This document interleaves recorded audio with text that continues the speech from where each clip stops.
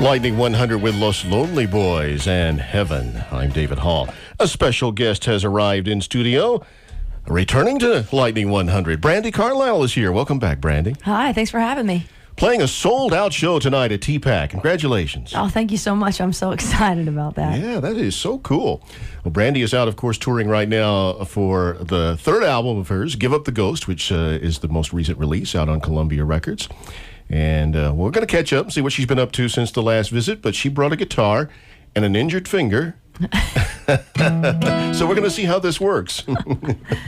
Oh, ye of little faith. I can pull this off with a guitar pick.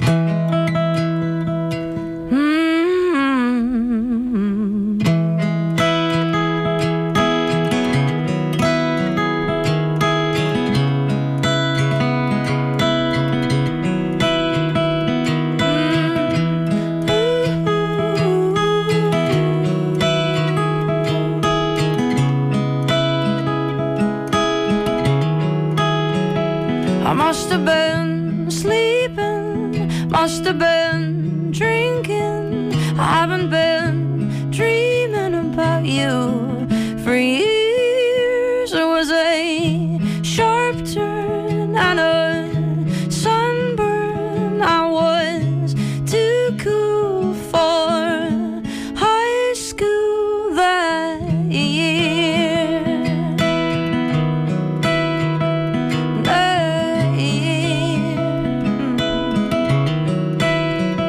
It must have been New Year's. No one invited you. You took things too far, but I missed you and your antics. You were lonesome and blue-eyed and so special to us.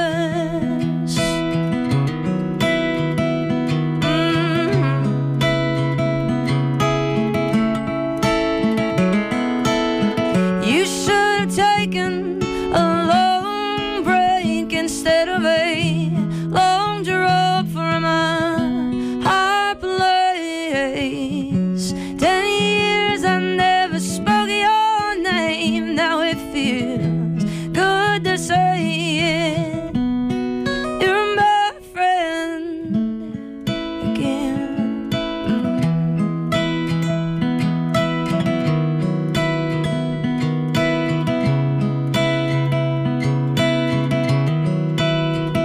They said he forgave you. I said I hated you. He was the bigger man. I was 16. All the innocence it took for you to finally make your yearbook that year. Oh, that year. You could have taken some time away instead of a long drop, instead of a leap of faith. 10 years I never spoke your name. Now it feels good to say that you're my friend again. You're my friend again.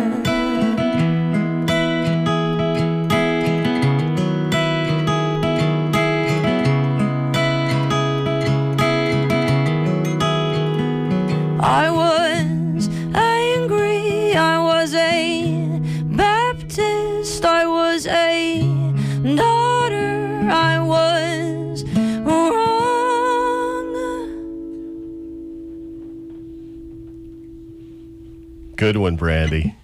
That's That Year, which is a track on the new album, Give Up the Ghost, Brandi's CD that's out right now, and is on side one. Interesting that you listed them as side one and side two, so people would know where they were if we still had sides, That's right?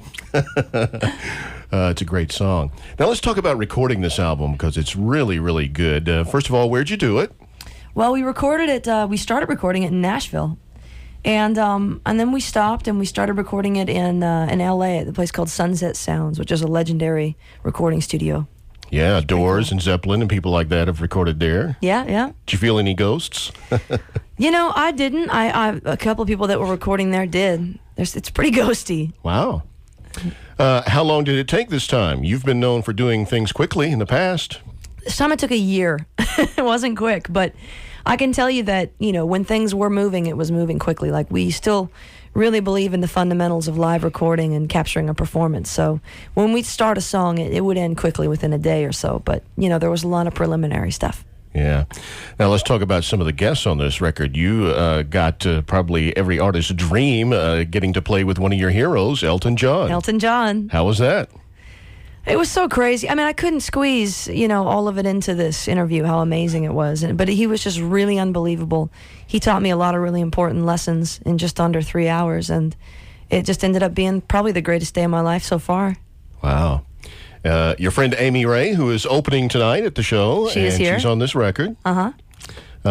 How did you guys become good friends? I guess you probably met up on the road, right? Opening for them or something? Well, I met Amy on the road, and I met Emily at her home in Atlanta at a place called Eddie's Attic.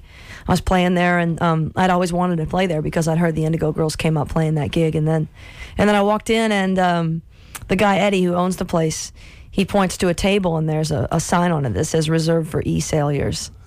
And I was really excited about that. So I got to meet her and play a song for her, and we all just became fast friends. She might be listening in the van on her way here right now. Hi, Amy. Hey, Amy. Glad to have you back in town tonight. You've got one of Tom Petty's Heartbreakers on this record. Yeah, Venmont. Yeah. What did he play on? He played on Pride and Joy. He played on a song called I Will. And he played harmonium and organ a lot on the record, and then just did some piano stuff that I don't have quite the skill to pull off myself. What about this drummer named Chad Smith? Yeah, Chad from the Chili Peppers. He brought a lot of musicality to the record because he's surprisingly, to most people, they know him as this really heavy-hitting, like clubbing, super tight rock and roll drummer.